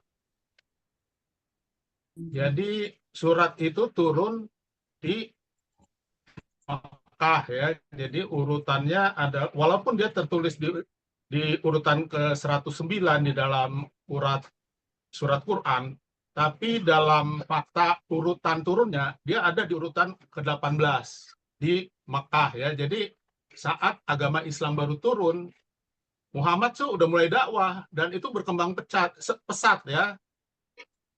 Jadi saat dia berkembang, jadi pihak dari kaum Quraisy mengajak Muhammad untuk bergabung dengan mereka. Jadi menyatukan antara penyembahan berhala dengan Islam. Karena saat itu Ka'bah itu modelnya semua agama disatukan di situ. Karena Mekah itu mata penghasilannya itu dari ziarah. Jadi mereka memiliki budaya, jadi di dalam Ka'bah itu ada patung Yesus, gambar Yesus, ada Baal. Jadi macam-macam mereka gabungkan. Nah, Muhammad ditawarkan juga kekayaan, asalkan ditawarkan kedudukan, asalkan kita sama-sama lah. Saya akan ikuti agamamu, tapi kamu ikuti juga agamaku. Turunlah ayat itu. Bagimu agamamu, bagiku agamaku. Tapi tidak ditulis ya, kamu tetap harus masuk Islam. Jadi sebenarnya itu bukan penolakan. Jadi ayat itu tidak benar untuk dipakai penolak. Jadi sebenarnya harusnya Islam itu agama dakwah, Kristen juga dakwah. Itu sebabnya saling berbenturan. Makanya kita pun harus pintar dalam berkomunikasi ya. Jadi kalau mereka mengatakan bagimu agamamu, bagiku agamaku, kita ceritakan latar belakangnya bahwa itu bukan itu maksudnya, urus dirimu sendiri bukan. Jadi itu sebenarnya yang saya ceritakan tadi, karena Muhammad berdakwah, mereka tidak mau terima tapi menawarkan kedudukan dan budaya agamanya untuk sama-sama jadinya. Jadi itu pengetahuan yang saya perlu sampaikan. Jadi kita perlu memahami turunnya satu ayat, latar belakangnya ya. Sama dengan di Kristen juga mengenai makanan haram ya. Sampai sekarang orang Kristen kan terjebak dengan agama terbesar. Makanya Pak Har juga kaget juga waktu saya jelaskan mengenai ada di Islam kesalahan ya, mengenai Sabat ke Jumat. Nanti Pak Har saya bahas ya itu. Jadi banyak bukan berarti benar. Sama di Kristen juga terjebak dia. Dan di Islam juga maaf ada yang terjebak juga ya. Dan itu ada dalilnya. Jadi Kristen dan Islam itu sebenarnya banyak salahnya ya. Jadi hanya kelompok kecil aja nantinya yang ini ya, yang selamat itu ada hadisnya ya. Terima kasih. Nah, terima kasih Mas Tigor dan Mas Ucok atas semua yang telah dipaparkan pada malam hari ini. Kita akan menutup acara webinar pada malam hari ini. Saya mohon kesediaannya Pak Palmer Sagala untuk doa tutup. Baik. Oke, kita berdoa ya. Sama-sama berdoa. Ya Allah, ya Tuhan kami yang bertahta di dalam kerajaan surga, kami panjatkan puji syukur kepadamu ya Tuhan, atas segala rahmat dan berkat yang Kau berikan bagi kami. Kami pun mempunyai waktu saat ini untuk mendiskusikan beberapa hal dari firman Tuhan maupun apa yang kami dengarkan dan dapatkan dari saudara-saudara kami khususnya Muslim yang pada dasarnya kerinduan adalah untuk mengenal Tuhan lebih dekat, untuk mengetahui akan kuasa Tuhan dan juga rencana Tuhan, upaya-upaya Tuhan bagi kami umat manusia, bagi keselamatan kami. Pada saat kami mempelajari firman Tuhan, khususnya yang telah disampaikan oleh Saudara Ucok Panggabean, kami juga mendapatkan beberapa penerangan, penjelasan, dan biarlah kiranya apa yang kami dapatkan ini boleh menguatkan iman masing-masing kami. Dan kami boleh lebih mengenal Engkau. Karena dengan mengenal Tuhan, mengenal Yesus, itulah hidup kekal sebagaimana tertulis dalam Yohanes 17 ayat 3. Kami rindu dan ingin mengenal Tuhan melalui tulisan Alkitab dan juga tulisan-tulisan lain. Terima kasih Tuhan karena pelajaran ini. Biarlah kiranya Engkau memberkati Saudara Ucok yang telah memberikannya dan juga memberkati MC itu Erli dan juga host Saudara Tigor dan kami semua yang telah mengikutinya. Biarlah Engkau beserta dengan kami sepanjang malam istirahat kami ini dan kiranya kami boleh bertemu pada hari-hari mendatang untuk juga mempelajari firman Tuhan. Terpujilah namamu Tuhan, ampuni kami atas segala dosa dan salah kami, dalam nama Yesus kami berdoa. Amin. Amin. Terima kasih Bapak. Amin. Amin. Amin. Ya. Boleh tanya, ini ada jadwalnya nggak ya Zoom ini? Oh, jadwalnya katanya Pak Tigor Setiap Selasa 2 minggu sekali Pak. Jadi sebulan Selasa 2 depan kali ya. kosong, Selasa berikutnya. alternate jadinya. Oke, Jadi oke. minggu depan nggak ada, minggu depannya ada lagi. Seperti itu Terima kasih. 2 kali Terima, sebulan ya Pak ya. Terima ya, kasih. terima kasih. Tuhan berkati. Amin. Oke, Terima terima kasih kasih. kepada kita semua yang hadir. Pemahaman ini sangat baik ya. Kita memang harus lebih memahami apa yang kita imani, tetapi untuk menjaga persaudaraan umat Allah, kita selalu melakukannya dengan damai. Kami atas nama tim Persaudaraan Umat Allah mengucapkan banyak terima kasih atas partisipasi kita semua. Biarlah apa yang telah kita bahas ini menambah pengetahuan kita untuk menjadi kemuliaan bagi Tuhan. Kiranya Tuhan memberkati kita semua. Sampai berjumpa Wah, lagi di pertemuan yang iya. berikutnya. Ini Mbak Erli, ini ada teman saya baru buka kamera nih, Profesor Oh, Dr. Salam N. Aritonang, teman SMA saya. oh iya. Di Wah. mana di Padang? Orang Padangnya di Bandung. Orang Iya, Jakarta malah ke Padang. ini Ya, guru besar di baru Andalas. Heeh. Iya, guru besar di Andalas. Di Padang. Cuma lagi di Bandung Saya di sekarang. Padang, saya lagi di Bandung. Bandung. Malah dia ke Padang, saya sedang di Bandung. Tukeran ya, Bu. Teman SMA 6 di SMA, Bandung. ya. Selamat Ya, Bu. malam semua. Malam semuanya. Terima Terima kasih, kasih Pak Pak Ucok, Malam, Ibu Bapak Erling, Alman, Bapak Ibu Tigor, dan Iwani Sama-sama. Sihombing, Tuhan berkati Mas kita. ya Mas semua. Ulin, Terima kasih Sadana, untuk semuanya yang Ya, bergabung. terima Dr. kasih Aji, semuanya. selamat malam Makasih Dr. Bang Aji. Ucok, makasih Ya, Erli, sama-sama. makasih Wah, Pak. sudah malam Dr. Aji ya, sudah malam ya. Selamat Ya, malam. oke deh. Oke. Saya balik dulu. Oke. Oke, Kak Salam. Oke. Sampai jumpa lagi. Oke, kita tutup Halo. ya. Oke, Ya. tutup, tewaskan lah. Nggak ada makan malam, masalahnya tewaskan aja. Malam. Aman di sana ya Pak Ucok. Aman, aman. Sampai ketemu lagi. Amin.